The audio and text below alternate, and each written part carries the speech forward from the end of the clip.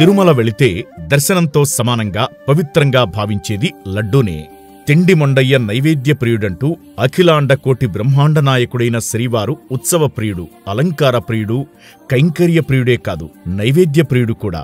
ప్రపంచంలో ఎక్కడా జరగనన్ని నివేదనలు శ్రీవారికి జరుగుతాయి. కాని అన్నింటికంటే అటు శ్రీవారికి ఇటు భక్తులకు ప్రియమైనది లడ్డూ ప్రసాదమే. అన్నమయ్య మొట్టమొదటిసారి తిరుమలను దర్శించినప్పుడే తిండి మొండయ్య నైవేద్య ప్రియుడంటూ కలియుగ దైవాన్ని ఆట పట్టించేవాడట. తిరుమల వైభవం గురించి చెప్పాలంటే ముందుగా గుర్తొచ్చేది లడ్డూ ప్రసాదమే.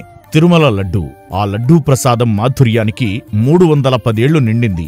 అమృత పదార్థంగా భక్తిరస మాధుర్యాన్ని పంచుతున్న తిరుమల వెంకన్న లడ్డూ ఇప్పుడు చర్చగా మారింది. లడ్డూలోని నెయ్యి కల్తీ వ్యవహారం వివాదాస్పదంగా మారింది.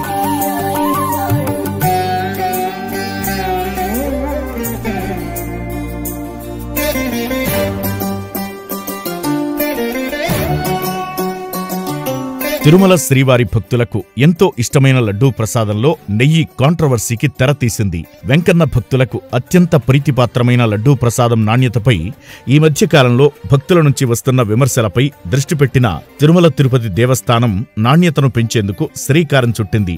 శ్రీవారి దర్శనానికి ఎంత ప్రాధాన్యత ఇస్తారో అంతే ప్రాధాన్యత శ్రీవారి లడ్డూ ప్రసాదానికి ఉండగా గత కొద్ది రోజులుగా నాణ్యతపై భక్తుల నుంచి వస్తున్న ఫిర్యాదులు, విమర్శలకు టీటీడీ చెక్ పెట్టేందుకు సిద్ధమైంది. తిరుమలలో ప్రక్షాళన ప్రారంభం చేసిన కూటమి సర్కార్ లడ్డూ తయారీలో నాణ్యతకు పెద్దపీట వేసింది. తిరుమల వెంకన్న లడ్డూ నాణ్యత పట్ల వస్తున్న విమర్శలు, అందుతున్న ఫిర్యాదులపై దృష్టి పెట్టింది.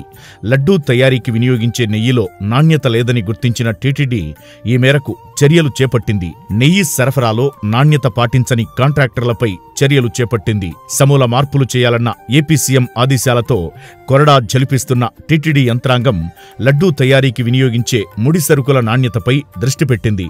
సరుకుల్లో నాణ్యత లేదని, కల్తీ నెయ్యి విషయాన్ని పోర్టు సిబ్బంది నుంచి తెలుసుకుంది. లడ్డూ రుచి, నాణ్యత లేకపోవడానికి నెయ్యి కారణమని గుర్తించి చర్యలకు ఉపక్రమించింది.